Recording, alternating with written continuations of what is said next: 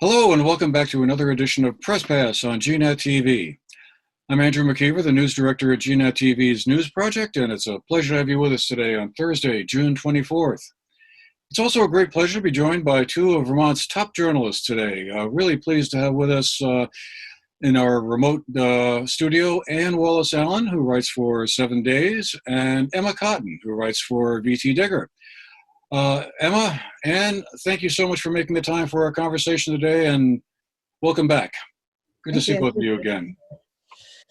So I just thought what would be great to do is kind of go down through some of the stories you've both written recently and have you tell us a little bit about them and update us as may be necessary. But just so we could get started real quick by just noting that the legislature is back in session, and for a veto override session, lasting, we assume, a couple of days.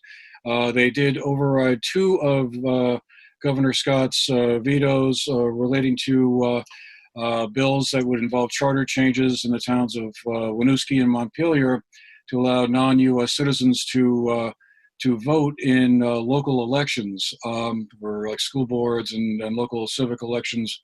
But I understand, Anne, that we have some even newer news that we just know about. I wonder if you could fill us in on what that's all about.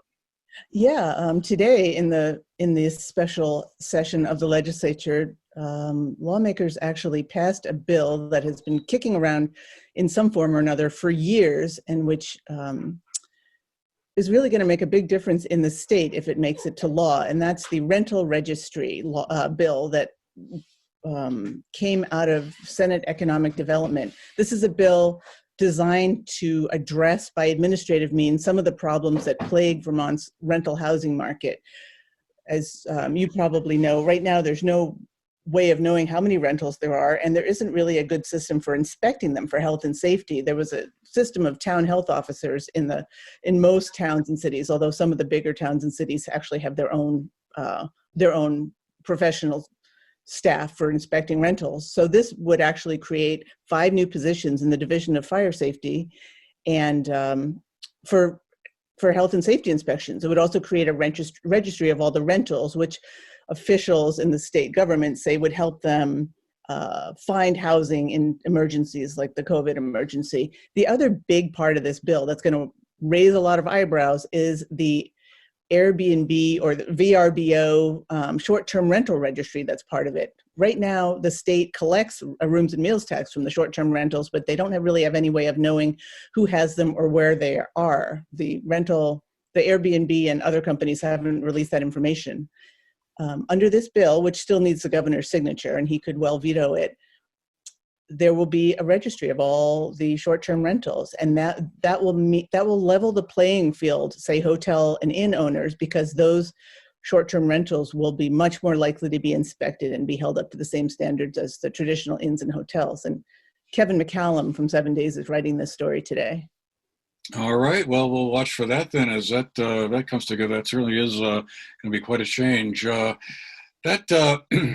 That discussion about the legislature, since we're probably about to bid them farewell for about 5 or 6 months, I guess, in the near future, leads us nicely, I think, over to a story you recently wrote for VTDigger, Emma, about reapportionment discussions in Rutland.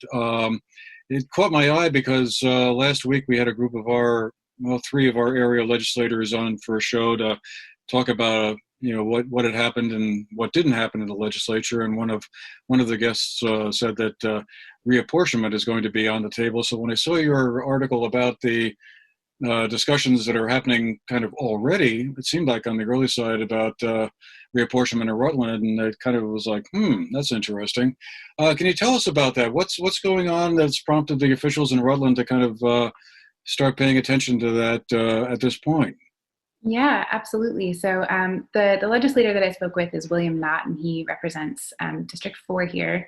I think he's paying particular attention because one of the House districts in Rutland, I believe it's Rutland 2, is pretty far off the mark in terms of the population that a district needs to have. So the legislative apportionment board basically divides the state's population by 150 to create these House districts, so that there's equal representation. And you can deviate by that number of residents by about 10%. One of the districts in Rutland is deviating by 17%, which is one of the highest deviations in the state. This is all made a little bit more complicated by the fact that they don't have the data from the 2020 census yet. So they're sort of trying to base it on recent data, like 2019 data.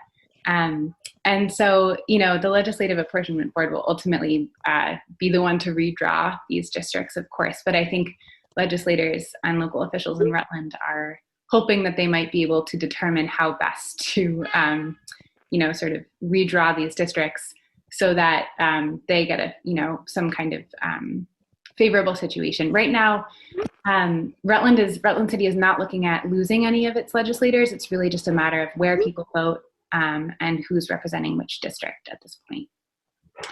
Yeah, it's going to be interesting to see how those lines get redrawn, and that's certainly going to be, I'm sure, a hot topic down here in Bennington County as well.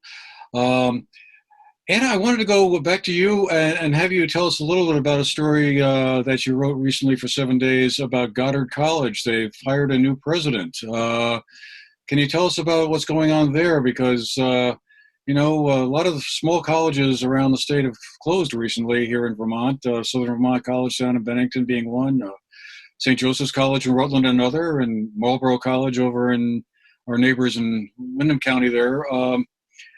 So this new president, what's our story here? Well, he's a brave soul to take the top job at Goddard in this time, as you said, of perilous times for small colleges as demographics change and people question the value of a liberal arts education, and it just becomes prohibitively expensive. Goddard has, for a long time, been somewhat marginal anyway. It has a gorgeous campus in Plainfield. It's relatively young for one of these schools. It started in 1938, and it's been through 4 presidents since 2010. So it has struggled with dropping enrollment, esoteric course offerings, which puzzled some people, and a very low endowment, $1.3 million. In fact, not too long ago, I think 2018, the accrediting agency actually put Goddard on probation, partly for administrative reasons and partly because its finances were so shaky. But the college soldiers on, and their official position has always been, we're fine, we're doing a lot of low residency, which they are. They're doing, they do offer a lot of low residency courses. And their last president, Bernard Bull, came in very bullish and said he was going to do this, that, and the other thing, raise money. And then, the pandemic came along, but for other reasons too, mainly, I'm sure, demographics that put the kibosh on those other colleges. He decided to move on to another academic job in Nebraska. And so now they've hired a very interesting guy named Dan Hokoy he was born in Trinidad and Tobago, and he grew up in Toronto, and he has a long and distinguished academic career that's focused on sort of equity and human rights. He's a PhD psychologist and has worked as a clinical psychologist. And I had a long conversation with him yesterday, and we both found out that our mothers were born and raised in Malaysia. And believe me, you do not meet very many people in Vermont that you have that in common. So he's very multi-ethnic and very smart and energetic and full of ideas, and plans to move to central Vermont, and does think that COVID, although it also, it changed the world and we're not quite sure how, it might have made people more comfortable with the idea of a remote learning. Now at Goddard, there's a low residency requirement. So everybody does come to campus for intensive classes, and then they go back to their homes and they do the rest of the work remotely. And he noted that, some of Goddard's courses are things like there's teaching, there's English as a second language. These are things that, there's counseling, these are things that the world needs more of. And he knows that he's not stepping into a sort of comfortable job where you sit around in the president's mansion and have tea parties, and he seems ready to raise some money and get Goddard a little bit more back on the map. All right. Well, we'll stay tuned on that. Boy, that takes me back to my college days at UVM, when Goddard was always one of those schools that was kind of out there on the periphery of things. It was in every sense of the term. So, well, hopefully this story will indeed have a happy ending. Well, anyway, while we're talking about education, Emma, I noticed you had a story recently about sort of ongoing discussion in Rutland about the name of the Rutland High School mascot, which for years had been the Raiders. And now, I guess earlier this year was changed to the Ravens. And yet it seems like there are some folks in Rutland who are not exactly thrilled about that change. I wonder if you could bring us up to speed on what's going on there. Absolutely. Yeah, this is about a year-old issue at this point. About a year ago, sort of on the heels of George Floyd's death, there was a group of alumni and students and staff who took a look at the Rutland High School mascot, and which was formerly the Rutland Raiders. Even farther back, it was the Rutland Red Raiders. And there is an arrowhead logo that accompanies it. And this group sort of said, if you look at the history of this mascot, there are some stereotypes here that are harmful to Indigenous groups, Native American people, and maybe we should think about a change. In October last year, the school board decided to abandon the mascot.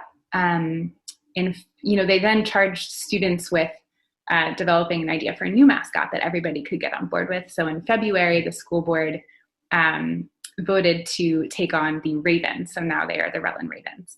Then March elections came, and a few school board members ran sort of on the platform of, reinstating the Raider name. And, a number of those school board members were elected. Now there is an ad hoc committee that is evaluating the actions of the former composition of the school board to see if, I guess one of their charges is to see whether Robert's Rules of Order were violated during the change. So they're sort of looking at procedural errors that the former school board might have made. And then meanwhile, there's a lot of discussion in the city. If you drive around Rutland, you can see lawn signs for Raiders and lawn signs for Ravens. And an alderman recently proposed including the Raider mascot as part of Rutland City's charter, which would be an interesting move. That's currently in committee. And there was recently a public forum that I attended on, I believe, Tuesday night, where members of the public were expressing their opinions about the, whether they are pro-Raider or pro-Raven. And, I think a lot of folks that got up that night did express a desire for the city to sort of move on from this. I think this has been a source of division for a lot of people here. Yeah, it really does seem to have struck an emotional chord in some folks. I guess I can sort of understand it in a way, but they're probably not the last school mascot in Vermont that might need to be adjusted in some way or another. I'm trying to think. Springfield High School used to be the Indians anyway. I'm not sure if they still have that or not. But anyway, I wanted to kind of just circle back to you, Anne, and ask you since you've covered the business scene in Vermont for quite a while, as we hopefully emerge out of the whole COVID pandemic and the restrictions that were in place, and a couple of weeks ago, we had a lot of those restrictions lifted as Vermont hit its vaccination targets. What are some of the business folks you talk to are saying about what the prospects are for the coming summer season? Tourism and hospitality, obviously, big industries here in Vermont, and the summer season is usually one of the busiest times of the year. What are you hearing? Are they sort of feeling, after a very difficult year when probably a lot of them struggle just to simply stay in business, are we on the verge of seeing some better times, or a lot of pent-up demand out there, as it were, for people to go traveling and shopping and out to restaurants, or is it like still nail-biting time? Yes. Okay, well, that's a good answer. It's because there's still a fair bit of uncertainty, but it is clear that people in surrounding states have been watching Vermont's track record with masks and its other regulations, because there is, as you said, some pent-up demand to come up to Vermont. And for example, Burke is very, very busy right now with people on its bike trails. And you can see this when you go out to eat too, in central Vermont and in Burlington. There's lines. There's a lot of people dining out. There's a lot of out-of-state plates around Vermont, as there always are in the summer. I would say that it's not going to be like last summer. And one of the big, huge, looming, I guess, most pressing questions is, when does the Canadian border open? Because the Canadians are critical to tourism, especially in the upper half of the state, but in the state in general. The Canadians like to vacation here. I know that I was at the Cow Palace restaurant, which is in Derby, and which is the one that has like elk in the backyard that they serve to diners. And the owner of that restaurant was telling me that about 60% of their visitors come from Canada. Of course, they're on the Canadian border. So they used to get dozens and dozens of tour buses in the summer. They did in 2019. And so everybody is waiting to see whether Canada can get its vaccination rate up to the point where the Prime Minister feels comfortable in opening the border. Governor Phil Scott has made it clear that the Canadians seem to be a little more cautious than the Americans about opening that border. So it's kind of in their court, especially in Vermont with 80% vaccination. We feel pretty comfortable in opening that at this point. So that's something that all of the tourism businesses especially are watching really closely. Another, and this is completely untourism related, another interesting economic indicator is the amount of capital that is flowing into the state, investment in companies. I talked to Karen Cross, who's one of the co-founders of the Fresh Tracks Capital Fund, and he did a report in December 2020 that showed Vermont had its best year ever, with $100 million flowing in from investors to Vermont companies. Yet now that the Beta Air Corporation, that's one of them, they have that electric helicopters, I forget what you call it, but it's autonomous, that autonomous flying vehicle that's gotten a ton of attention and interest and investment. They had more than a $300 million investment this year. And Karen thinks that the total for the year 2021 is going to be more like 500 million. So investment in Vermont is going to increase 500 million, he thinks, by a factor of 5 to 500 million this year. That, if it happens, must be some sort of indicator that people are taking a different look at Vermont and are doing what the Agency of Commerce and lawmakers had hoped, and actually maybe moving here to work remotely or to work.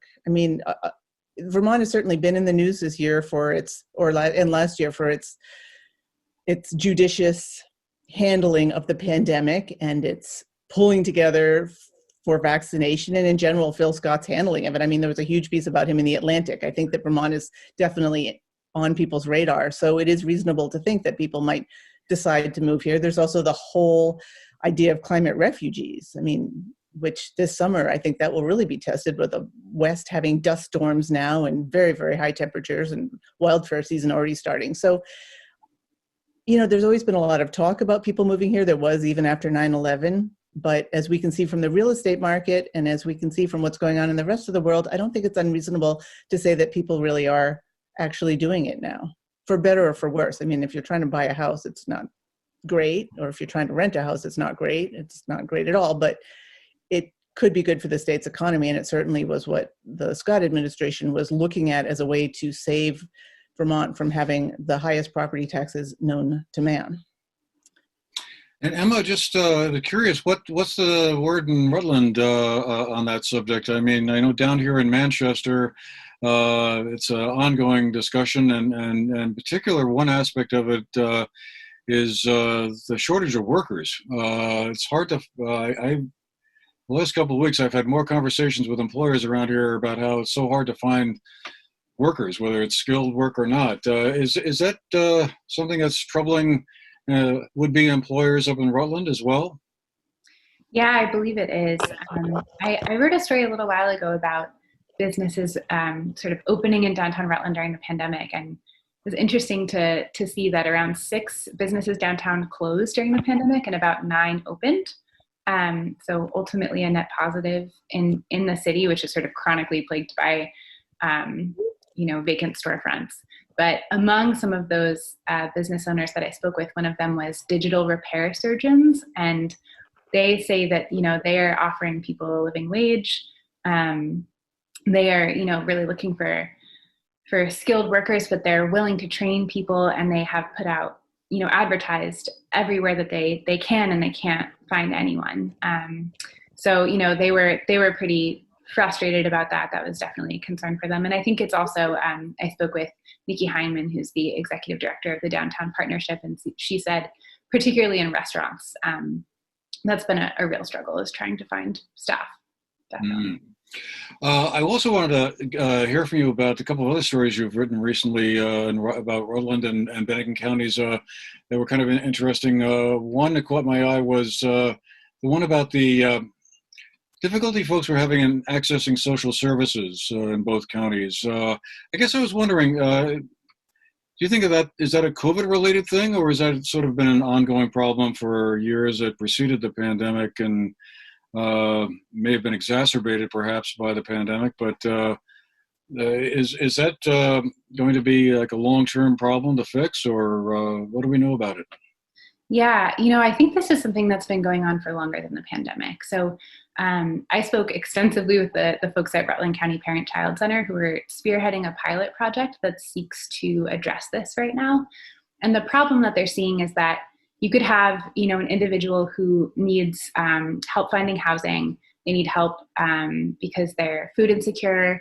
Maybe they have a substance use disorder that they need some help with.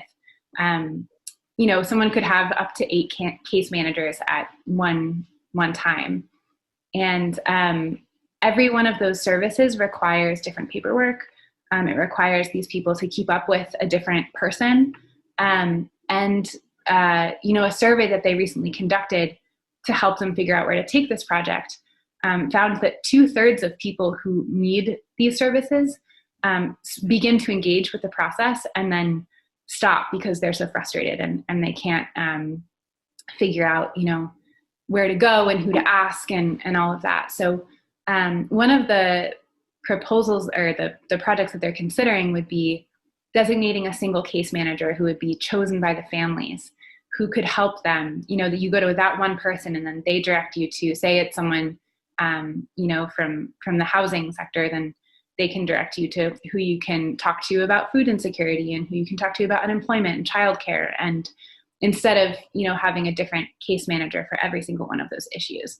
So they're sort of casually, they've called it the Navigator Project. And this would be like one navigator who helps you access all of those different resources. So this is a $100,000 grant that they got from the O'Neill Foundation. And they're working with the Sunrise Family Center in Bennington and Brock Community Action in Rutland and Bennington as well. So it'll be really interesting to see what they come up with. They're still sort of in the design phase on that. But that survey really did illustrate that a lot of what these social workers have seen anecdotally, the data really presented and sort of corroborated those barriers to accessing these services. I just was wondering, Anne, is that something you hear about up in the Burlington area and Chittenden County in general? Has that been an issue up there, or not so much? Oh, yeah, definitely. I mean, one area that I have seen a lot of attention paid is on it's not so much on the regular social services, but it's on the rent assistance, which we now have millions and millions of dollars for rental assistance. And, there's a lot of people who are facing eviction now that the moratorium is lifting, either in the middle of July or at the end of the July. We're now not sure because the federal government has extended the eviction moratorium. But anyway, with the rental assistance, there's $100 million available for people to use this assistance. And what's happened is that the administrative process has been really slow and bulky. So Vermont Public Radio reported that only 17% of the applicants that actually received money from this fund that became available in May. And this is going to become a really big problem when the middle of July rolls around and landlords are able to ask tenants who haven't been paying or they have other reasons for evicting to leave if people can't pay their back rent and try to find a way to stay. So there's some real social, this is seen as a real looming human services need. Yeah, well, that's certainly the case here. I was going to say, my daughter is a social worker here in the state, and I hear about stories like this all the time about how there's shortcomings left, right, and center around that. We just have a couple of minutes left, and I thought we could end on a light note of sorts. Anyway, I was charmed by your story, Anne, about the retirement of the biologist there who sounds like he saved the state's turtle population. How did you come across that story? Bob Pop, who I know socially because I'm friends with his wife, emailed me and said, Bob Pop is the state horticulturist, and he emailed and said, you have to write about Steve Perrin retiring. He's so far above and beyond any other person in fish and wildlife in terms of the impact he's had on the state. And it was during the legislative session, and I was like, oh, and Bob sent me a long list of reasons why. And I'm so glad that after the session, I got in touch with Bob, and then I got in touch with Steve and some other fish and wildlife people and one of the founders of VINS. And they told me that, yes, Steve Perrin has basically changed the world when it comes to turtles, at least in Vermont, including raising many, many of them in his living room until they, hatchlings who needed a little bit of extra care before they could be set loose again because their nests had been raided by foxes or coyotes or skunks. And he also was very, very good at working with human beings in the legislature and in many other areas to rally support for conservation of all of the non-game species at a time not too long ago when people didn't really, a lot of public policymakers didn't really see the need to protect amphibians and things that we don't really think about, or things that we don't even really know that we're seeing out in the wild. He was right at the beginning of that movement in the late 80s, and he helped bring the non-game fund together and get funding for it and get support for it through many, many different administrations. And some of his colleagues said that was beyond his brilliance with turtles, which included spending days and nights on the shores of Lake Champlain, protecting them by hand, like putting mesh screens around them, shooting predators, doing whatever he had to do. They said he was equally brilliant with the human beings and the bureaucrats who, through many different administrations, took different approaches to how important this was. And he managed to make the program stronger. He's enlisted many, many dozens of volunteers who now work regularly for the program in monitoring populations of non-game species. And yes, he's retiring. He's still monitoring a population of turtles near his house in Moncton that he's been watching since the 80s, but he's no longer in the turtle business. Oh, no. Oh, well. It was a sign that we needed to talk about the story when I drove up my driveway yesterday and saw in the middle of it possibly the largest turtle I've ever seen in my life. It was about the size of a dinner plate, ambling very slowly across the driveway. And I kind of was like, okay, I'll wait. Maybe it was some one of his turtles from up in Moncton that had escaped the hatchery or something.